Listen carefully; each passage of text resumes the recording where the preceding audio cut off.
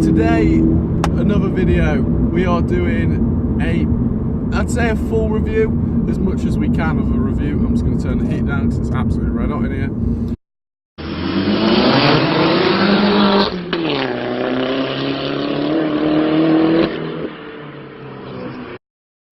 So yeah, we're going to do a review today on my 2015 Mini Cooper. It's going to be pretty much all of the other videos tied into one, because that is all you can literally do for a video like this, because I pretty much covered it in my 5 things I love, 5 things I hate. There's a lot more things that I love about this car, but so I'll hopefully try and cover them in this video. I'm going for a drive anyway because the British weather is absolutely crap, and now we're still behind a tractor. So the first thing we're going to get onto is the Mini Cooper in general. Like my missus, she's got a 2009 Cooper, just a normal Cooper, just a 1.6 petrol, and a few times that I have drove that car, I'll tell you what, the handling, even for a standard one, is absolutely brilliant. I couldn't fault it whatsoever. So they are just very good cars, but obviously this one's bigger. It is a lot bigger than like the older generations of Minis, but they've definitely managed to keep the weight down with it being aluminium. Pretty much all of it's made out of aluminium, to be fair, or alloy composites, or whatever you want to call it. So yeah, they have managed to keep the weight down quite a lot, which obviously is decent, because that's what these cars are about, a lightweight little fun hot hatch. So yeah, they obviously have kept the size down. The weight down, sorry, for the size of the vehicle.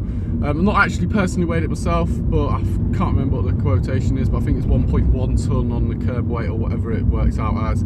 So let's just say it's just over a tonne.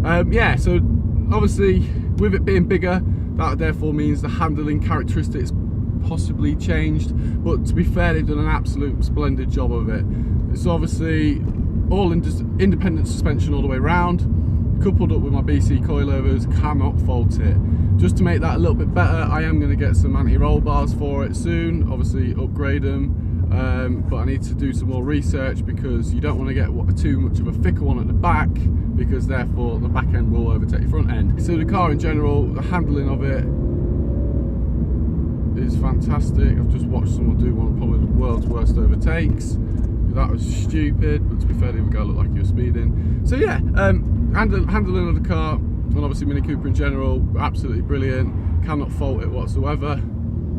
Oh, let's just get past this tractor, he's letting us go. Oh, he's actually turning. But yeah, so Mini Cooper cars, honestly, cannot fault it.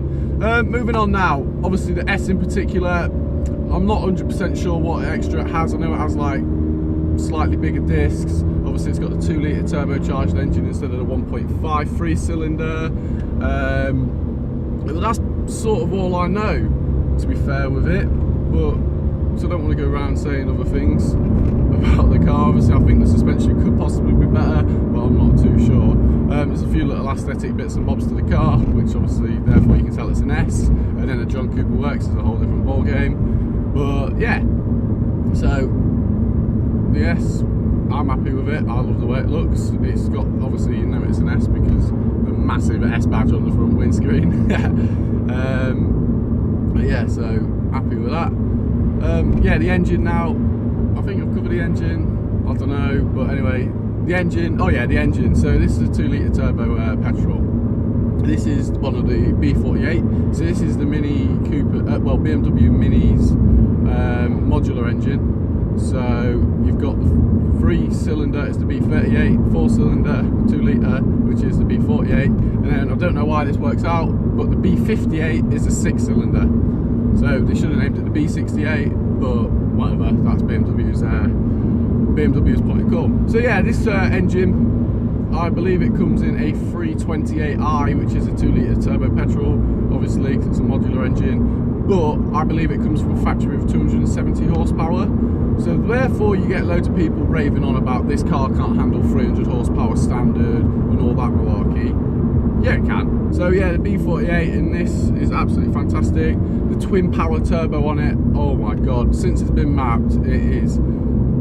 Eco mode's fine, obviously the throttle response really dulls it down. Mid mode, yeah, it used to be like what my car used to be in sport mode, but now in sport mode, if you put your foot down anywhere in that rev range, it will go. It will just literally pick up and just go like a rocket, because the twin power turbo instantly spools like that.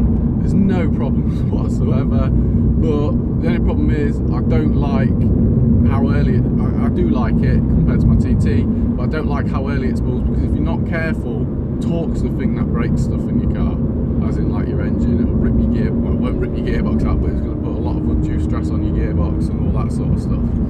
So that's the thing that you got to watch out for. So what I usually do is I slowly roll onto the throttle, and happy days, can't really go wrong. So yeah, the turbo in this compared to my TT, oh my god, it's fantastic. Pulls all the way up to 6,500, and yeah, it's absolutely splendid. My TT used to be, I think it was about, put your foot down up to 3,000, there wasn't a lot. As soon as it hit 3,000, it used to literally pick up and just go boom, it'll be gone. So yeah, this compared to that, the engine in this car is fantastic. Obviously with this engine, you've got the different drive modes. Eco mode, I pull, so on that last review I said about 5 things I love. I said that I got like 42 point something. I've managed to actually get the car up to 43.5 miles to the gallon now, and that is on like a generic sort of thing, so that's like a bit of town driving, a bit of motorway, so that's how good you can get this car to be on fuel. That's not bad at all, to be fair. I'm very, very happy with how the car performs on fuel. Obviously, whack it in sport mode, you're going to drink your fuel like anything. You're going to just, it's going to sip it in like there's no tomorrow. Let's just pull down here. Let's just turn around and go back the other way. Ooh, you can't really see out this junction. I think we need a bit of loud mode.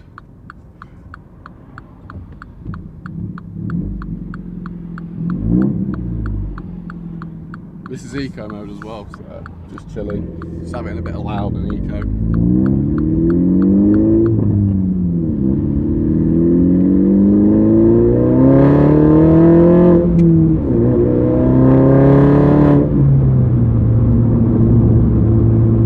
So yeah, as I was saying, I don't even remember what I was on about, fuel, something like that.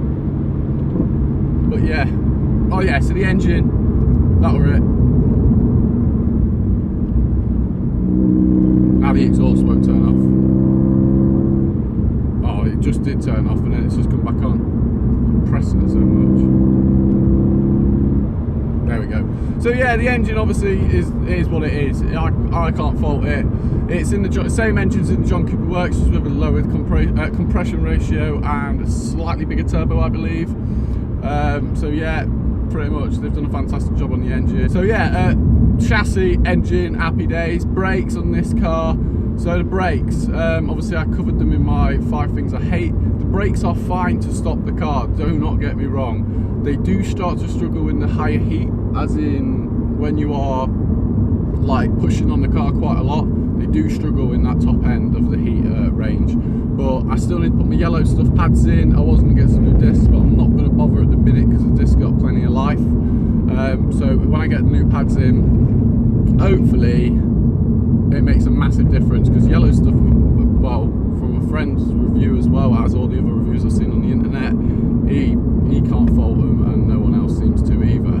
So yeah, let's see what the brakes are like when I get them in. Obviously I'll do an install and a review on them, because probably a lot of people might be interested, because brakes are one of them things that you can do yourself and they save you a lot of money, because you go to a garage and it will cost you an absolute fortune. So yeah, chassis, brakes and the engine are covered. Exhaust, one of my favourite things on this car.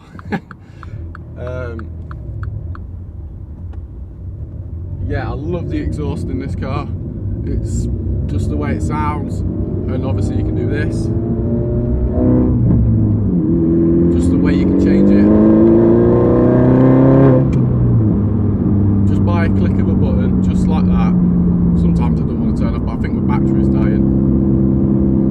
Oh my god, I shouldn't have turned that on. Oh, for God's sake.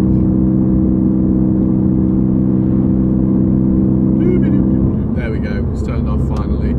I've got some new batteries, I need to change them anyway. So yeah, the exhaust is by far one of my favourite things. Getting this car when I bought it with that package deal, well obviously it came with the exhaust anyway from the guy who previously owned it, like my god, I'm so happy I managed to get it, because otherwise I would have ended up buying some like non-valved exhaust and it would have been just too loud, and like the amount of times this exhaust has saved my ears like on the motorway from just dying. Like I'm very happy I managed to get the car with the exhaust. I know you can put them on any other car, but I couldn't grumble at the price I got this from a mini dealer as well. So yeah, the exhaust absolutely splendid. Obviously covers back onto the engine a little bit with the air filter. It is what it is. I put a panel filter in, that's enough to obviously get up to the power I've got to, but I wish I had a bit more noise from it, so I am contemplating doing the air filter mod.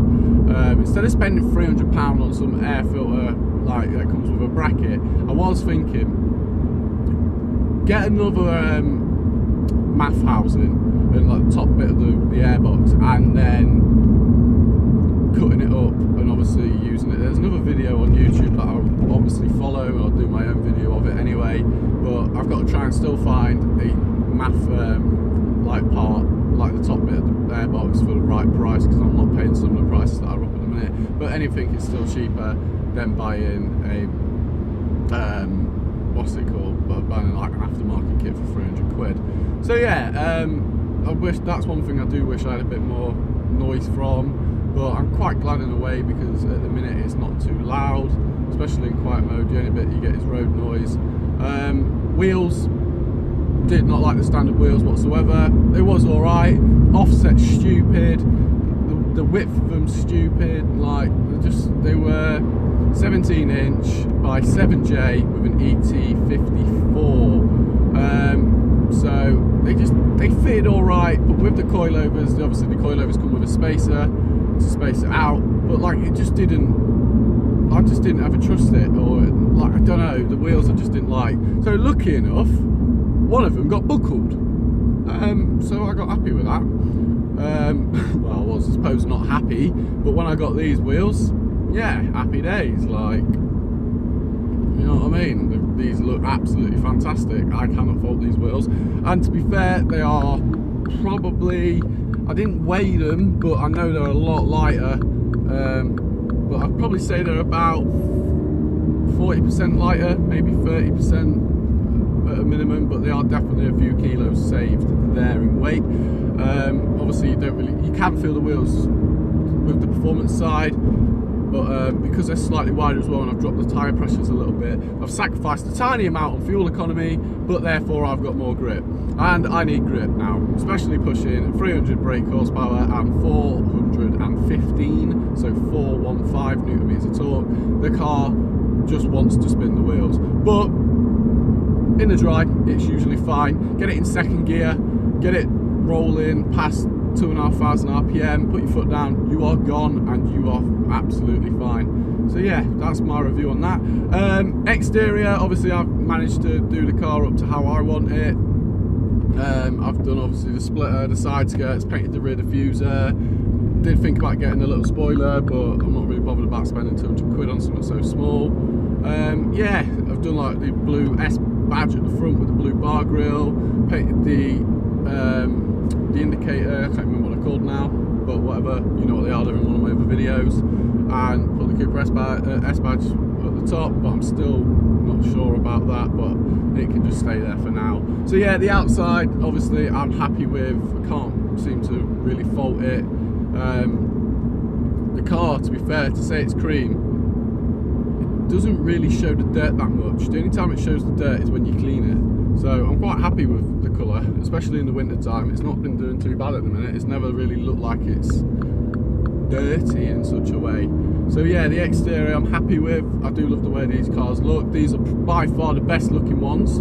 The only problem is with them being the best looking ones and the newest, everything's so expensive for them. And when I say expensive, I mean expensive. Moving on, we are now going to cover the interior. This car, to say it's from BMW/Mini, they did a splendid job on the interior. It's lively, it's bubbly, it has, I'd say, character.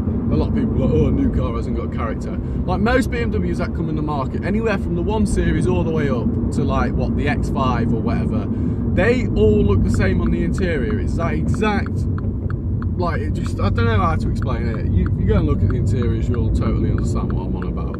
It's just, it's simple, yeah, it's effective. That's probably why people like it so much, but I'm not too keen on it. I know this car uses pretty much a lot of the same, I wouldn't say features, but the whole system is BMW. So all like the dash, the well, I wouldn't say the iDrive, but the iDrive in the car, it's all BMW. So if you don't like BMW software, you ain't gonna get on with this car. But I can't fault the software, it is simple to use, but because it's in a Mini, it looks massively different. So with it looking so different, like all the buttons are in the right place. Instead of having a blank toggle there, they've blanked the actual patch off, so you don't have anything to just like to brake. And like, I love the start stop with it being that toggle, easy to use. Obviously you get in, it's there, it lights up. When you put your foot on the clutch, it lights up even more. So it's just got all these nice little features. But the steering wheel's a nice place to be behind. I wish they did a model like as in with the Alcantara. I know there is a company out there that you send your you can either send your old wheel off or they'll send you a replacement, but they'll they'll re-stitch the wheel into Alcantara. So I'm thinking about that because that makes a massive difference to the cockpit. So yeah, I think I might do that. But interior wise, it's lively, it's bubbly. The only thing I don't like in this car is the grey, well, beige roof lining. That's one of my negatives. I'm not too happy about that. But like, that's it, isn't it? It's my fault for not, well, buying a brand new car or getting a John Cooper. So yeah, it is what it is for that. So, but I can't fault the interior. I do love it, and like I say, it is different. It's a lot different compared to the R56 and the R53. I think this one's definitely got more character. I'll give you a little bit of a blip on the throttle. We'll go to sport mode.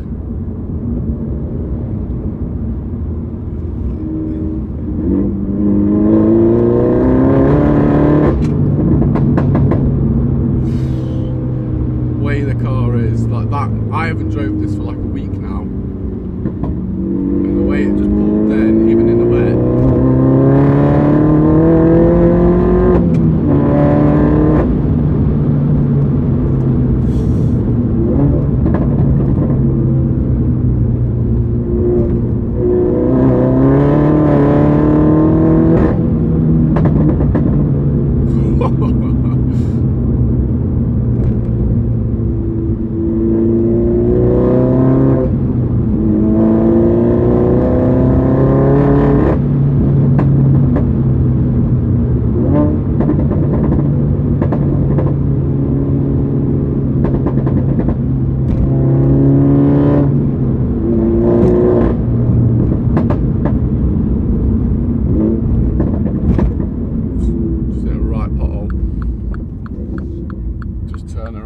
Again for like the 5th time in the video.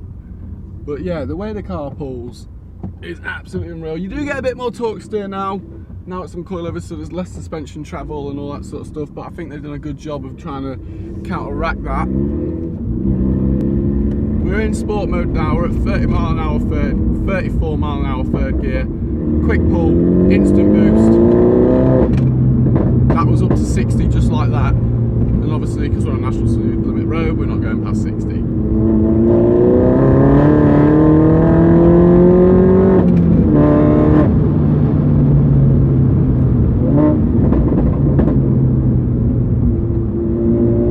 Quick windows down, just so you can hear how loud the pumps are.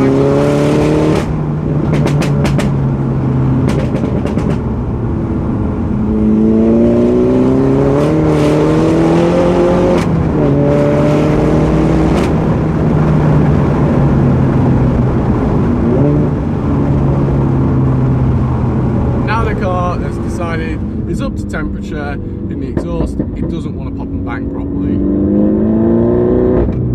The one problem is that I have one negative, that I do need to include in this review.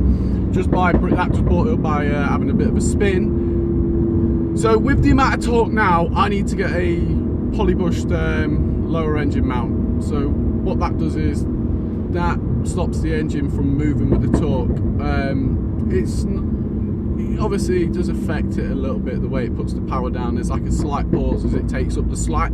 So you get a polybush one of them, that will stop that.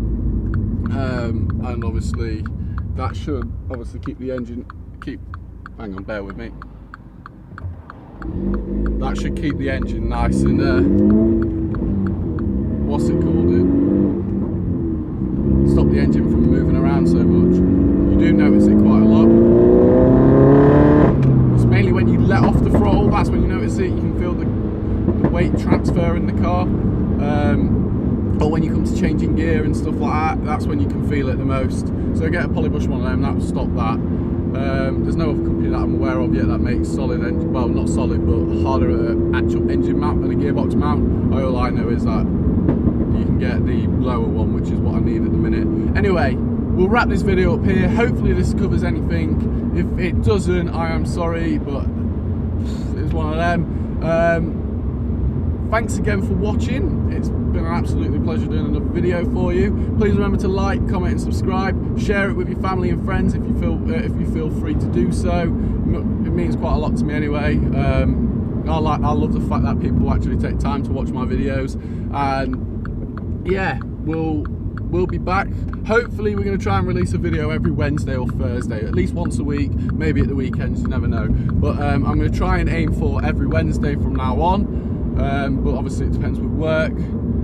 So yeah, it is what it is. But well, thanks again for watching. Please remember to like, comment, subscribe, share with your family, and I'll see you in the next video.